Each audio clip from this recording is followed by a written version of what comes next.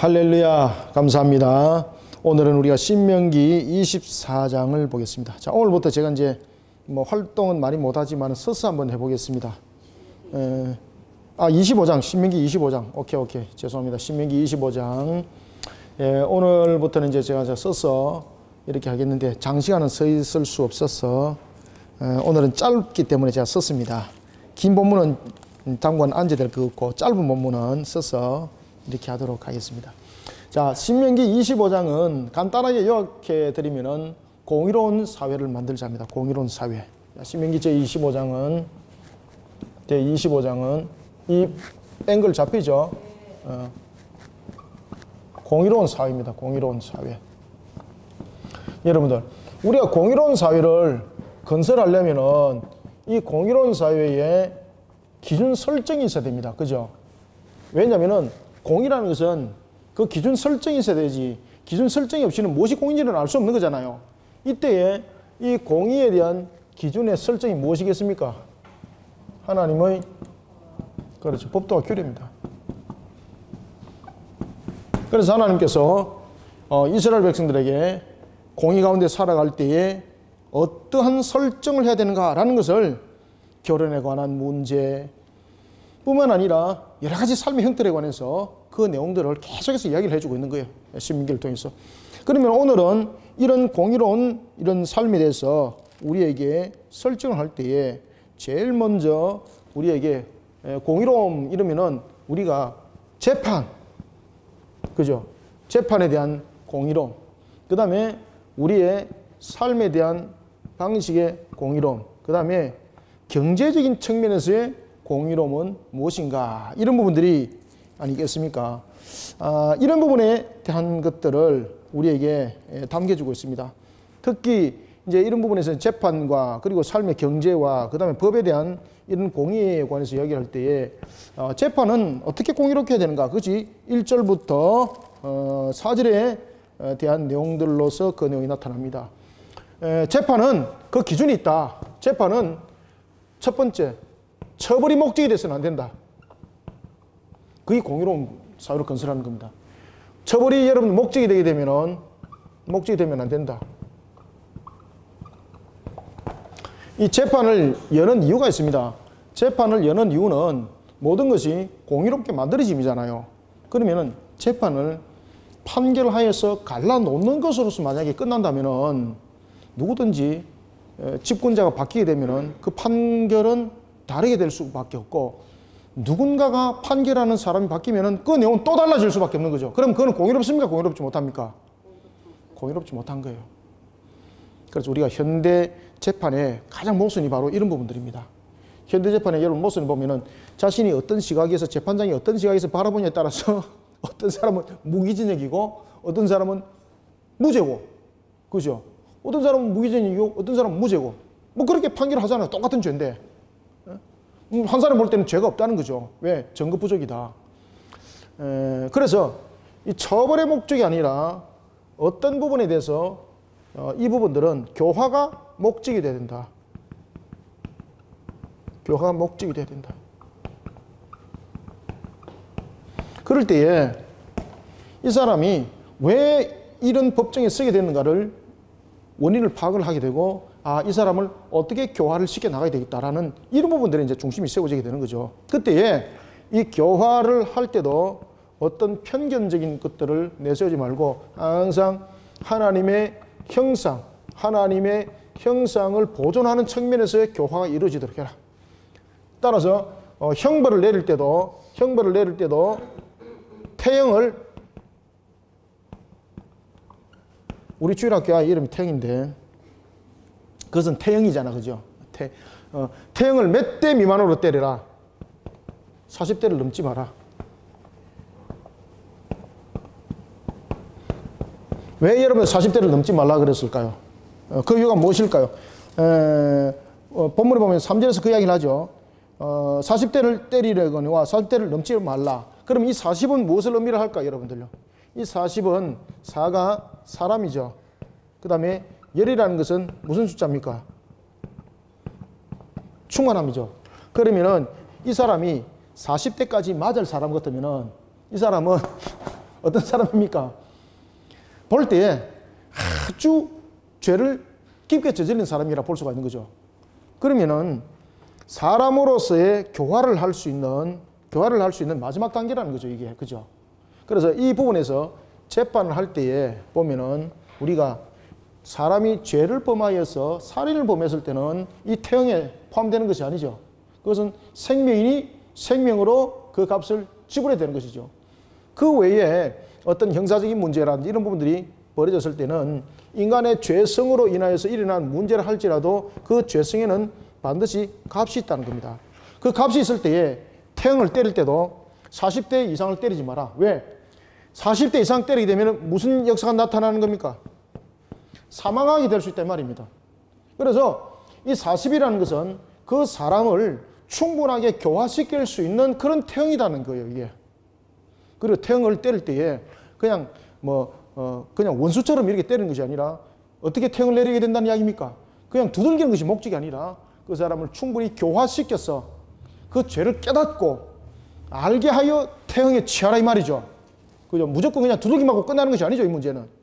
그래서 공의로운 사회를 그렇게 건설해라. 그렇게 건설해라.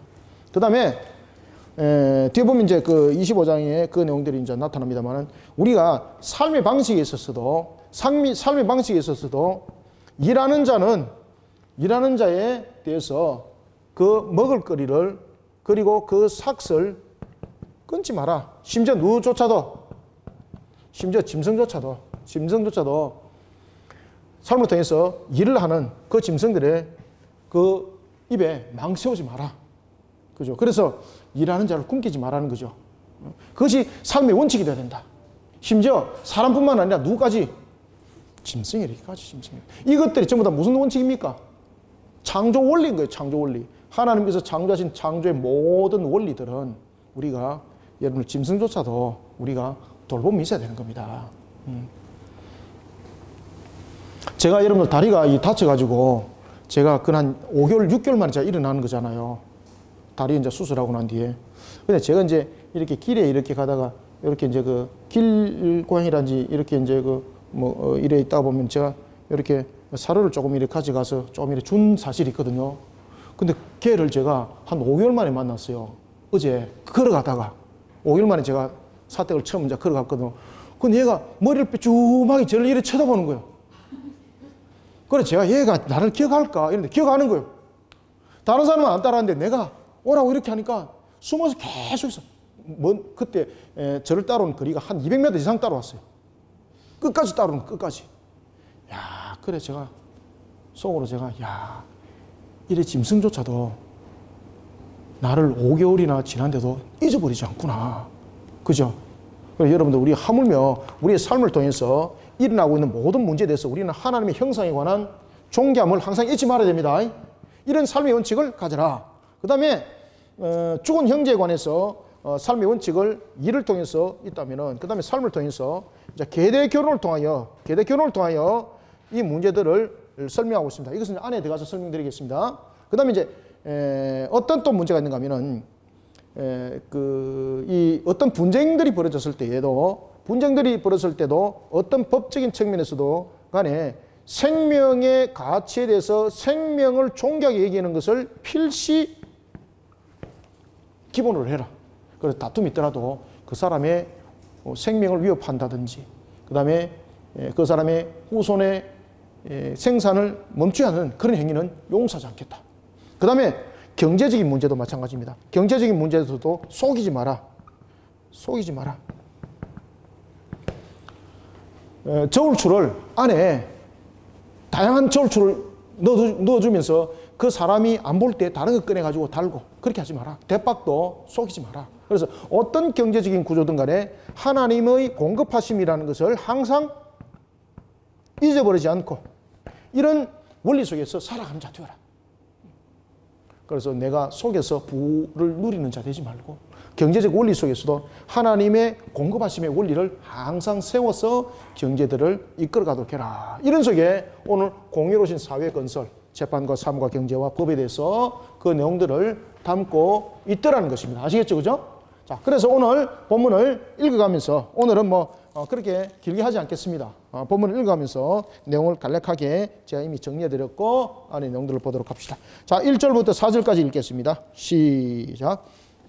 사람들 사이에 시비가 생겨 재판을 청하면 재판장은 그들을 재판하여 의인은 의롭다 하고 악인은 정죄할 것이며 악인에게 태형이 합당하면 재판장은 그를 엎드리게 하고 그 앞에서 그의 죄에 따라 수를 맞추어 때리게 하라. 40가지는 때리려니와 그것을 넘기지는 못할지니 만일 그것을 넘겨 매를 지나치게 때리면 네가 네 형제를 경히 여기는 것이 될까 하노라. 곡식 떠는 소에게 망을 씌우지 말지니라. 아멘. 자, 여기서 이제 앞에도 제가 말씀드렸습니다만은 재판의 목적은 무엇이다? 처벌의 목적이 아닙니다. 무슨 목적이다? 교화의 목적이다. 이것을 우리가 공의로운 사회 속에서 항시 함께 가야 된다. 그죠? 그 다음에 그 사람을 교화할 때에 분명히 그 죄를 깨닫도록 태형을 내리는 겁니다. 이 태형의 목적은 무엇입니까?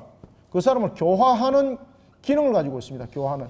그리고 교화할 뿐만 아니라 다시는 죄를 범치 않도록 주의를 주는 겁니다. 이 자체가. 그래서 40대를 넘지 못하도록 한 겁니다. 왜 40대를 넘지 못하도록 했죠? 사람에게 내릴 수 있는 태형으로 40대는 충분하다는 겁니다. 아시겠죠? 그래서 41를 넘어가게 되면 어떤 의미를 가지고 있는가 하면 그 사람의 생명을 위협하는 태형이 될 수 있으니 이건 교화가 아니라는 겁니다. 그래서 그건 공의롭지 못하다는 거예요. 그 다음에 이 사람이 분명히 죄를 범했습니다. 그러면은 단순하게 두들겨 패는 게 아닙니다. 단순하게 두들겨 패는 것이 아니라 그 죄를 지었음이 왜 하나님께 죄가 되는지를 분명히 가르쳐야 되는 거예요. 가르치고 난 뒤에, 그리고 난 뒤에 태형을 취하는 거예요. 그죠? 그러지 않는 상태에서 그냥 두들기만 맞으면 그 사람이 맞는 사람도 자신이 교화 속에서 회개하는 것이 아니라 무슨 생각을 하겠습니까? 그 마음속에 더 응어리가 맺혀서 복수하고 싶은 그 마음들이 생기겠죠. 두들기 맞으면서 하나님 내 죄를 용서해 주옵소서 이것이 아니라 좋았어. 내가 이렇게 두들기 맞았어. 내가 이제 끝나고 나면 너는 죽었어. 이거 아니겠습니까? 그죠? 그러니까 보복 전쟁들이 일어나고 보복적인 어떤 행위들이 일어나고 이런 문제들이 나타나는 거죠. 그래서 그런 일들이 없도록 충분하게 교화시켜서 태형에 취해라. 그때 그 태형은 너를 미워서 치는 것이 아니라 무엇을 끊기 위한 것입니까? 다시는 죄를 범치 않도록 그 죄를 끊기 위한 것임을 그 사람은 깨닫는 거예요. 그죠? 그래서 태형을 취하라는 것입니다. 오늘 본문에 그 이야기를 하는 겁니다. 그래서 사람들 사이에 시비가 생겼다. 재판장이 재판을 연다. 그때 재판장은 어떻게 하라? 의인은 의롭다 하고 악인은 정죄하라. 이건 뭡니까? 공의 가운데 하라 이 말입니다. 공의 가운데. 누구든지 그 재판의 기준이 그 사람의 성격에 따라서 달라져서는 안 된다는 거예요. 우리는 그것을 민주적인 재판의 절차라고 말합니다만은 어떤 사고를 가지고 어떤 시대에 어떤 생각을 가진냐에 따라서 이것은 무기력이 되고 어떤 것은 무죄가 되고 이런 것은 성립이 안 된다는 거죠. 그것은 공의로움이 아니라는 거죠. 따라서 여기서 의롭다 악인이라 라는 것은 이 모든 기준들이 무엇이 이루어지는 겁니까? 하나님의 법도와 규례가 그 공의로운 사회의 건설의 기준이 되어야 된다는 것이고 그럴 때에 재판 또한 이런 목적 속에서 그 진행들이 이루어지라 이 말입니다. 알겠죠? 그죠? 그래서 2절에 보면은 그 죄에 따라서 맞춰서라는 것은 감정이나 인간적 판단으로 하면 안 된다 이 말입니다. 이해되죠? 그래서 재판을 인간적 감정이나 아니면은 이해적 판단으로 하지 마라. 안 보입니까? 네. 요거 재판은 보입니까? 요 글자는 보이죠? 네네네.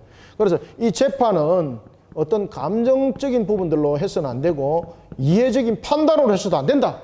그 기준은 무엇이라는 겁니까? 하나님 법도 규례입니다. 하나님 법도 규례. 자, 그렇게 해서 그 죄에 따라서 맞추어서 때리라. 충분히 교화시켰어. 하나님 앞에 그가 바르게 쓰지 못한 하나님 앞에 죄를 지었다라는 사람에게 죄를 범한 것은 곧 하나님의 형상을 해쳤다라는 그런 부분들. 이런 부분들 충분히 알고 감장하는데 태형에 취해라 이 말입니다. 그때도 3절에 40대까지만 때리라. 왜? 형벌의 목적이 무엇에 있다는 겁니까? 죄에 대한 보복에 있는 것이 아니라는 것을 가르치는 거예요. 이게. 죄에 대한 보복은 마음대로 그냥 감정대로 두들겨 패는 거잖아요. 그죠? 우리나라에 여러분 조선시대도 보면은 우리가 대체로 태형이라는 그런 형벌들이 많이 취해졌죠. 그때 어떻게 합니까? 네 이놈! 너가 행실이 참으로 악하도다. 얘야 저놈에게 30대를 쳐라. 매우 세게 쳐라. 그래 놔놓고 네 죄를 알렸다니까 나는 죄가 없습니다. 그러니까 이놈이 아직도 정신을 못 차려 30대를 더 쳐라. 감정이 많이 유발되는 거죠. 그죠? 왜? 이 사람은 자기가 죄가 없다 그러는데 때리 패가지고 자백시키는 것이 대부분의 기준이죠. 근데 여기서 말하는 것은 때리 패가지고 자백시키는 것이 아니라 어떻게 하는 겁니까? 의인은 의롭다 하고 죄는 죄라고 말하는 것은 하나님의 법도와 규례를 가지고 충분한 증거를 가지고 재판을 지금 열라 이 말이죠. 그죠? 그러고 하는데 결론이 나고 난 뒤에 회개시키는 측면에서 탱이죠. 근데 우리는 탱을 어떻게 했습니까? 붙잡아 놓고 두들기 방치 가지고 자백하게 만드는 거죠. 그러다 보니까 나중에 그 두들기 맞는 것에 두려워서 얘 잘못했습니다. 잘못도 없으면서 잘못했습니다. 이렇게 하는 일들이 벌어진다는 거죠. 그게 여러분 어려움입니까? 그 태형이 어려움입니까? 그 두들기 팹이죠. 그는 완전히 그냥 보복적인 측면에서 자신이 말하는 것에서 그냥 그대로 자백하라 이 말이잖아요. 이것이 무슨 재판입니까? 그건 재판이 아니라는 거예요. 그는 이제 재판에 대해서 이해하시죠. 그죠? 이런 부분들을 담고 있다. 그래서 때릴 때도 네 형제를 절대 경히 여기지 마라. 여러분들 이 보십시오. 3절 하반절. 지나치게 때리면 네 형제를 경히 여기는 것이 될 것이다. 형벌을 내릴 때도 하나님 형상을 항상 기억해라. 그래서 그걸 교화시키는 형벌이 되도록 해라. 자, 그런가 하면은 곡식을 떠는 소에게 삶에 있어서도 일하는 자에게 그 삭을 주지 않는 한 일, 이런 것들은 하지 마라. 심지어 짐승에게도 일을 하는 자에게 분명히 그 먹을 거리를 줘라. 그죠? 심지어 여기서 여러분 짐승인 소를 갖다 이야기를 하고 있는 것은 누구까지 지금 이야기가 될 수 있는 겁니까? 종들에 관한 부분들도 함께 이야기가 될 수 있는 거죠. 그죠? 일을 시키는 종들에게 반드시 주인은 그를 하나의 지배적인 권리적인 측면에서 그를 다루는 것이 아니라 분명히 그에게 일을 시켰으니 먹이에 대한 것들을 짐승에게도 줘야 되는 것처럼 사람에게도 삭을 줘야 될 이유가 있다. 절대 그 노고에 대해서 입을 망을 세우지 마라. 경제적 원리고 삼의 원리죠. 그죠? 경제적 원리라기보다는 삼의 원리죠. 그죠? 삼의 원리. 이런 부분에 공의를 세워라. 그 다음에 또 이제 재판에 관한 이런 부분들의 내용들, 계대 결혼에 관한 부분들이 삶에 대해서 또 이제 증거되어집니다. 여러분, 계대 결혼이 무엇입니까? 계대 결혼은 하나의 고엘이라는 제도 속에서 만들어지는 거죠. 계대 결혼. 이 계대 결혼이라는 것은 이 계단과 같은 이런 연결점을 말하고 있는 것이 계대 결혼입니다. 그리고 이 계대 결혼에 대한 정신은 고엘이라는 남은 자의 사상에 대한 내용 속에서 이 계대 결혼이 나오는 겁니다. 이것은 무엇인가 하면은 장자가 그 집안의 씨의 대표성을 가지고 있죠. 그 씨의 대표성은 바로 언약을 이어가는 측면에서의 대표성이죠. 그러면 그 장자의 자녀가 끊어짐을 당하게 되면은 그 대표성의 집안에 대한 대표성, 언약이 끊어진다는 이런 의미를 담고 있는 거죠. 그럴 때에 이 장자가 결혼을 했는데, 아내와 결혼을 했는데 자녀가 없다. 씨가 없다는 거죠. 자녀가 없을 때는 어떻게 되는가?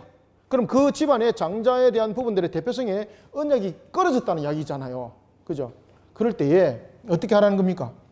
항상 여러분 결혼은 이런 것이 있습니다. 지금 이 본문 속에서도 이야기를 하고 있고 우리 속에 결혼이라는 제도에 대해서 이야기를 하고 있을 때 결혼이라는 것을 육적인 측면으로서 바라보지 말하는 겁니다. 육적인 측면에서 결혼을 바라보니까 아내를 2-3명을 두고 그리고 엉뚱한 짓을 하고 막 이렇게 이야기를 하는 거예요. 생육본성 충만함도 일부 일처 속에서 일어나는 겁니다. 마찬가지입니다. 결혼이라는 부분들이 육적인 부분, 육체를 바라보는 그런 측면에서의 결혼이 아니라 항상 하나님의 언약적 관점 속에서 하나님의 창조 원리 관점 속에서 결혼이라는 제도를 바라는 겁니다. 그런 속에서 가정을 아름답게 지켜나가라는 겁니다. 그때 특히 언약의 관점 속에서 두어졌을 때는 어떻게 되는가? 장자가 결혼했습니다. 자식이 없습니다. 그런데 이 속에서 차자가 결혼을 안 했습니다. 결혼을 하면은 다릅니다. 결혼을 하면은 이 아내가 이 아내 될 수 없어요. 차자가 결혼을 안 했을 때입니다. 결혼을 안 했을 때에 이 아내가 장자의 씨를 얻어야 되잖아요. 그러면 어떻게 되는가? 이 아내가 차자하고 결혼을 하는 거예요. 그러면 이 차자하고 결혼했을 때에 이 차자가 무엇입니까? 둘째 아들이 차자입니다. 첫 번째 낳았던 아들은 이거는 보이죠? 첫 번째 낳았던 아들은 누구의 아들입니까? 장자의 아들이에요. 장자의 아들. 그 다음에 두 번째 낳았던 아들부터 자신의 아들이 되는 거예요. 이해되시죠? 예를 들어서 장자 밑에 차자는 만약에 아내가 있었다. 그 다음에 셋째가 그러면은 아내가 없다. 그러면은 이 셋째가 장자와 이렇게 결혼을 하게 되는 거죠. 그죠? 장자의 실은 이제 있는 거잖아요. 그러니까 이런 부분에 대해서 우리가 반드시 알아야 될 것은 언약적 관점 속에서 이 내용들이 함께 설명되어 주고 있다는 겁니다. 육적 관점이 아니라. 자, 그럴 때에 이 장자가 아내를 통해서 자녀를 가지 못했을 때 차자가 그 아내가 되어서 장자의 실을 언약 관점 속에서 그 실을 낳아야 되는데 이 차자가 육신적인 측면에서 버리는 거예요. 그리고 또 하나는 이 육신적인 측면에서 버릴 뿐만 아니라 물질적인 부분에서 이 아내를 거부를 하게 되는 거죠. 왜? 자, 보십시오. 이 차자가 아들을 낳으면 이 첫째 아들은 자신이 아들이지만 실제적으로 자신의 아들이지만 자신의 아들이 아니에요. 그래서 재산을 물려받을 때에 만약에 차자와 장자가 둘이가 있다면 이 재산은 3분의 1등급으로 나눠지는 거예요. 장자는 두 분깃을 항상 가져가는 겁니다. 두 분깃. 그러면은 자신이 낳았던 아들이 장자의 아들이 되고 이것이 장자되고 두 분깃을 가져가는 거예요. 두 분깃. 그 다음에 실질적으로 자신이 낳았던 이 아들, 그죠? 실질적으로 낳았던 이 아들과 자신이 낳았던 이 아들이 한 분깃을 가져가는 거예요. 한 분깃을. 그냥 경제적인 부분에서 차라리 없는 것이 나은 거죠. 이런 부분에서 장자의 아내를 자신의 아내로 맞이하지 않았을 때에 어떻게 되는가? 그는 하나님의 언약 관점을 내버린 관계인 거로 그는 하나님의 기업도 가질 자격이 없다. 그래서 이자가 과연 자신이 이 아내를 맞이하지 아니할 것으로서 했다면 어떻게 되는가? 그러면 그 마을에 장로들에게 가라. 그리고 거기서 공적인 재판을 벌려라. 만약에 그렇게 해도 이가 아내를 맞이하지 않겠다면 이것은 육적인 욕심이고 물질적인 욕심이 있기 때문에 이는 용서받지 못한다. 그때 여인이 이 아들에 대해서 침을 뱉어라. 그죠? 신발에 신을 뺏겨서 뺨을 때리고 침을 뱉어라. 저주하는 거죠. 그 다음에 신을 뺏기는 것은 어떤 의미를 가지고 있는가 하면은 너는 더 이상 그 집안의 언약의 장자로서 기업을 물을 자격이 없는 자라는 것에 대한 선포예요. 그리고 이것이 자손 대대로 가는 거예요. 얼마나 부끄러운 행동입니까? 자, 봅시다. 자, 5절부터 7절 읽습니다. 6절까지 5절, 6절, 2절 시작. 형제들이 함께 사는데 그중 하나가 죽고 아들이 없거든. 자, 형제 중에 하나가 죽고 아들이 없습니다. 방금 제가 말씀드린 거죠. 장자 차자 문제입니다. 그 죽은 자의 아내는 나가서 타인에게 시집가지 말 것이요. 그의 남편의 형제가 그에게로 들어가서 그를 맞이하여 아내로 삼아 그의 남편의 형제 된 의무를 그에게 다 행할 것이요. 그 여인이 낳은 첫 아들이 누굽니까? 그렇죠. 그 죽은 형제의 이름을 잊게 하여 그 이름이 이스라엘 중에서 끊어지지 않게 할 것이니라. 아멘. 자, 6절이 여러분들 무엇을 말하고 있는가 하면 계대결혼의 주 목적입니다. 계대결혼의 주 목적이 재산의 나눔에 있다는 것이 아니라는 겁니다. 이 계대결혼의 목적은 재산의 나눔의 목적이 있는 것이 아니라 하나님의 이름과 그리고 그 집안을 대표하는 언약의 관점에 계대결혼이 있다는 겁니다. 그죠? 그런데 차자는 이런 언약적 관점을 안 따르겠다는 거죠. 그 아내를 맞이하지 않겠다는 것은. 그러면 그 아내가 맞이하지 아니함으로써 이 아내가 끝나버리게 되면은 장자의 몫이 자신에게 다 돌아오는 거죠. 그죠? 그래, 육적인 부분, 물질적인 부분들, 욕심으로 인해서 하나님의 언약을 오히려 엎어버리는 자는 용서받지 못한다는 겁니다. 그리고 이 부분이 정확하게 판명이 돼야 되잖아요. 판명될 때 개인적인 감정으로서 판결하는 것이 아니라 어디로 가는 겁니까?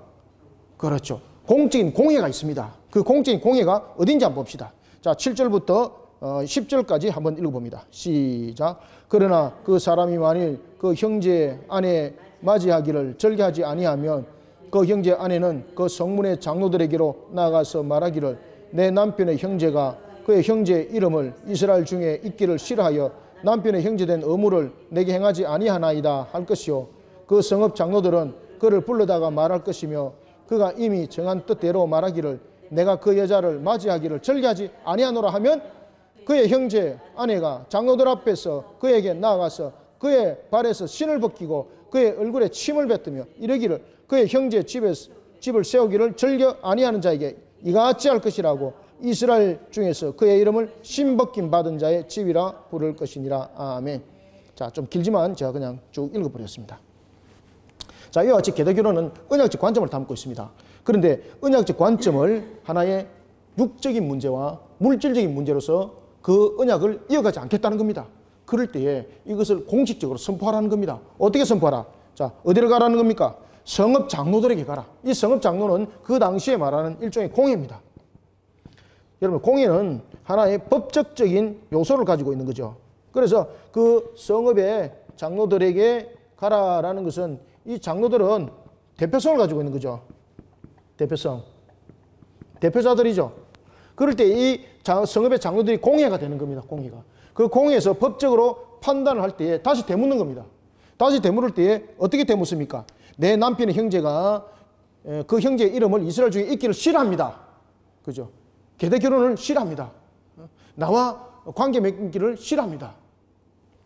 그때 장로들이 묻습니다. 8절. 불러서 묻습니다. 그래서 여러분 판결도 보면 아주 공회가 정확하게 정직하게 열리게 되는 거죠. 본인을 직접 불러서 묻습니다. 그때 이렇게 말합니다. 네가 정말로 이 여인을 네 아내로 맞이하여서 장자의 실을 잇는 언약을 이어가는 측면에서 아들 낳기를 너는 거부하느냐? 그때 예, 나는 이 여인을 아내로 맞이하지 않겠습니다. 라고 말한다면 두 가지 행동을 해라.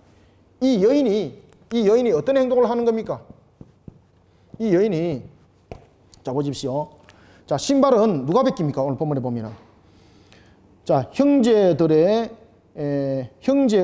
아내가 동그라미 쳐놓으세요. 아내가 두 가지 행동을 합니다. 요거 이제 지워도 되겠죠? 네. 아내가 그 이제 공회에서 두 가지 행동을 하게 되는데 그 아내가 첫 번째는 무엇을 합니까?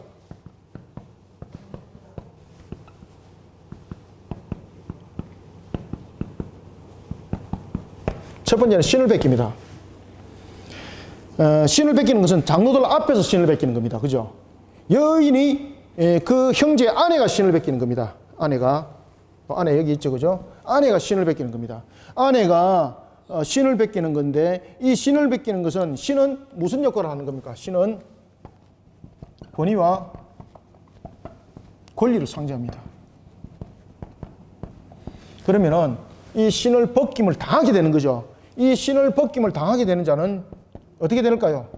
기업을 물을 자격이 박탈되는 겁니다. 이제 이해되시죠? 자격이 박탈되는 겁니다.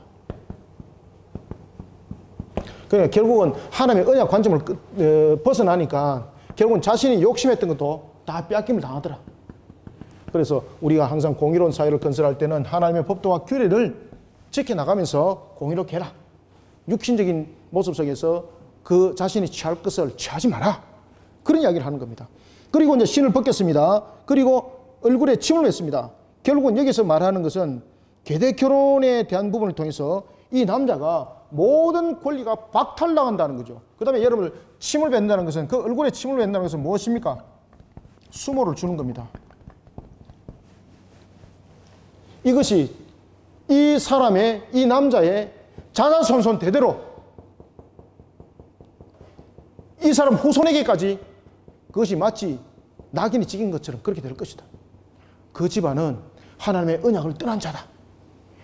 기업이 뺏겨가지고 얘네에게 신발 벗김을 당하고 침뱉음을 당했던 그런 집안이다. 이렇게 조롱을 당한다는 거죠. 그래서 우리는 항상 육적인 판단, 그 다음에 물질적인 사고 그런 속에서 자신의 모습을 만들어가지 말고 항상 하나님의 법도와 규례 속에서 하나님의 언약적 관점 속에서 이 모든 것을 만들어가고 이어가는 그런 삶들과 가정들이 되어라. 이해되시죠? 그렇게 하라 이 말입니다.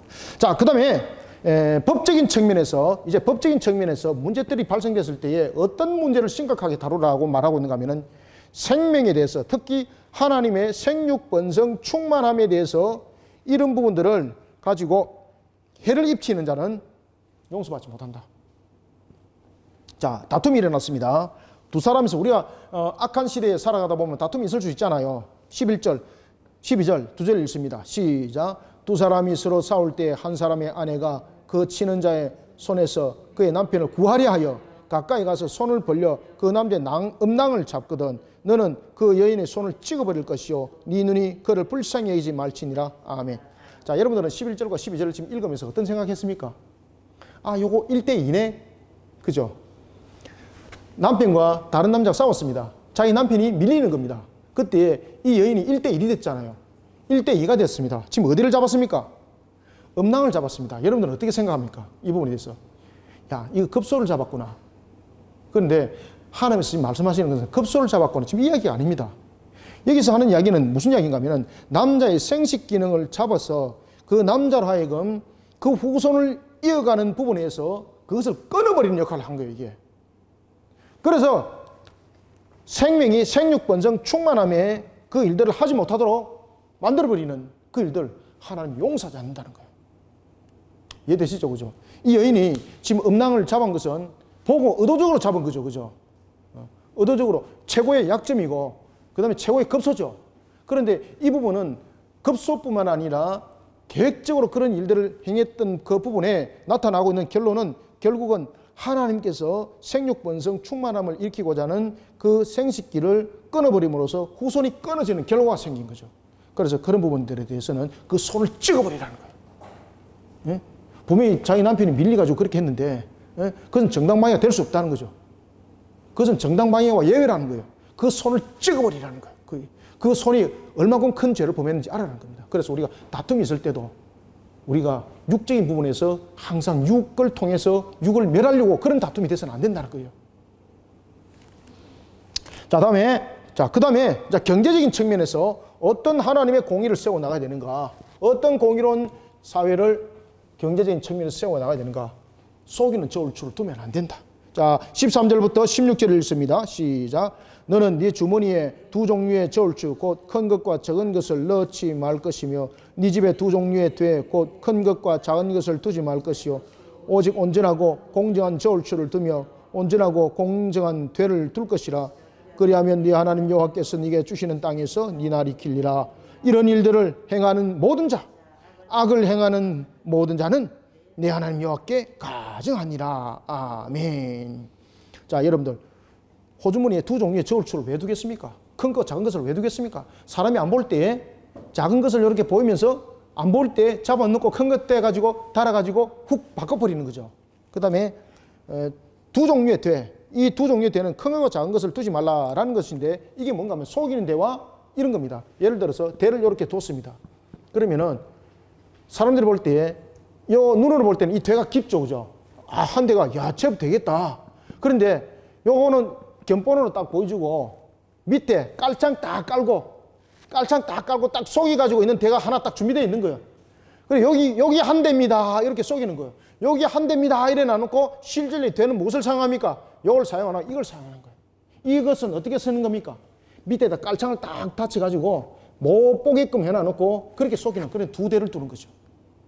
이것이 한 대입니다. 해놔놓고 나중에 대를 달 때는 요거 갖고 안 해요. 어떻게 하는 겁니까? 밑에 깔짱 깔아가지고 두툼하게 속인 거 가지고 자, 한 대 이렇게 한다는 거죠.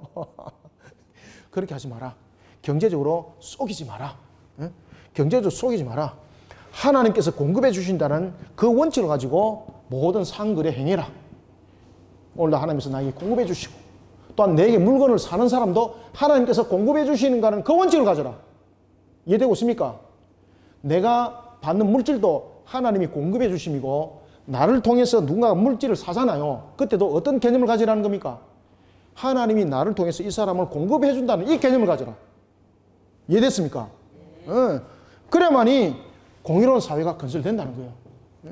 우리가 예수 믿는 사람들이 그렇습니다. 항상 경제적인 부분에서 나를 통해서 누군가가 거래를 이룰 때에 하나님이 그를 통해서 공급해 준다는 이 생각을 가지고 거래를 하셔야 돼요, 여러분들요. 내가 다른 사람한테 공급받는 것만이 하나님께서 나를 공급해 주는 게 아니라 나를 통해서 그 사람이 계약을 이루어가고 거래를 성취하는 것도 나를 통해서 저 사람에게 하나님이 공급해 주신다는 그런 개념을 분명히 가지고 그런 경제 개념을 가지고 상거래해라. 그런 쪽에 공의를 세워라. 자, 그 다음에 마지막으로 자 17절부터 19절 읽고 마무리하겠습니다. 시작. 너희는 애굽에서 나오는 길에 아말렉이 네게 행한 일을 기억하라. 곧 그들이 너를 길에서 만나 네가 피곤할 때에 네 뒤에 떨어진 약한 자를 쳤고 하나님을 두려워하지 아니하였느니라. 그러므로 네 하나님 여호와께서 네게 기업을 주어 차지하게 하시는 땅에서 네 하나님 여호와께서 사방에 있는 모든 적군으로부터 네게 안식을 주실 때 너는 천하에서 아말렉에 대한 기억을 지워버리라. 너는 잊지 말지니라. 아멘. 자, 이 말이 무슨 말인가 하면은 조금 말씀드리고 마치겠습니다. 아말렉이 전투를 벌일 때에 이 아말렉이 해서는 안 될 짓을 했습니다. 고대 전투 속에서도 보면 제일 후미에는 어떤 자들이 후미에 있습니까? 후미에 있는 자들은 부상자들, 그 다음에 노약자, 어린이, 여인들, 이런 연약한 자들이 있었습니다. 그런데 아말렉이 어떻게 했는가 하면은 제일 후미에 있는 이들을 치는 겁니다. 부상자들, 노약자들, 어린이들, 여인들, 이걸 쳤다는 거죠. 하나님의 공의는, 하나님의 이 법에 대한 모든 부분들은, 이 공의로움이라는 것은 고대 사회 속에서, 그런 악함 속에서도 고대 사회 속에서 전쟁을 치를 때 후미에 있는 사람들은 안 쳤습니다. 후미에 있는 사람들은 오히려 물을 줬고 오히려 먹을 것을 줬다 그럽니다. 그런데 이 아말렉은 어떻게 했는가 하면은 오히려 이들 쳐버린 거예요. 쳐가지고 어쨌든 간에 자신들이 싸움의 심리전을 통해서 또는 물량적인 측면을 통해서 이렇게 넘어뜨림으로써 그 중심의 세력을 잃어버리게 만들겠다는 거죠. 이런 마귀도 해서는 안 될 짓을 아말렉이 했다는 겁니다. 그 당시에 고대 전투에서는 이런 사람들이 후미에 있었거든요. 이런 사람들은 안 쳤습니다. 그것이 원칙이었습니다. 고대 전쟁에서도. 그런데 아말렉이 그렇게 안 했다는 겁니다. 그래서 18절에 보면은 약한 자를 쳤고 하나님을 두려워하지 않더라. 그러니 19절 어떻게 하라? 그들을 썰어버리라. 19절 그러므로 네 하나님 여호와께서 네게 기업으로 주시어 차지하시는 땅에 네 하나님 여호와께서 사방에 있는 모든 적군으로부터 안식을 주실 때 너는 천하의 누구를? 아말렉을 어떻게 하라? 지워버리라. 지워버리라. 여러분 아시겠습니까? 지워버리라. 지워버리라. 왜 지워버리라 이야기하는 거 아시죠? 이런 악한 짓을 했기 때문에 그 악들을 다 지워버리라. 그것이 하나님의 공의로운 사회를 건설하는 것이다. 자, 오늘은 우리가 여기까지 하겠습니다. 그래서 우리가 25장을 통해서 하나님의 공의로운 사회를 건설해 나가는 측면에 우리의 모습들 우리가 바르게 세워나가고 이끌어가는 우리 모두가 되기를 소망합니다. 하나님 감사합니다. 오늘도 우리에게 신명기의 강도를 통하여 공의로운 사회를 세워나가라고 주신 말씀대로 오늘도 우리가 모든 것을 공의롭게 만들어가기를 원합니다. 우리가 삶을 통해서도 법을 통해서도 모든 경제적인 여건을 통해서도 항상 하나님의 공의를 세워나가기를 원합니다. 결혼에 대한 관점도 항상 창조의 원리와 그리고 언약적 관점을 우리가 버리지 아니하는 자들이 되게 도와주시옵고 그리고 또한 경제적인 측면에서도 내가 공급받는 것만이 하나님으로부터 공급받는 것이 아니라 나를 통해서 공급받는 것도 하나님을 통해서 공급하여 주심이라는 그 개념을 가지고 속이는 저울추가 되지 않게 하여 주옵소서. 그런가 하면 오늘도 모든 시절을 통해서 항상 하나님의 공의가 세워지는 것을 하나님의 법도와 규례를 통하여 만들어가게 하여 주시기를 원합니다. 그러한 종이 되기를 원합니다. 그러한 그리스도인이 되기를 원합니다. 그러한 성도들이 되기를 원합니다. 하나님 뜻을 온전히 바르게 세워나가는 우리 모두가 되게 성령님 역사하여 주옵소서. 예수님의 이름으로 기도드립나이다. 아멘.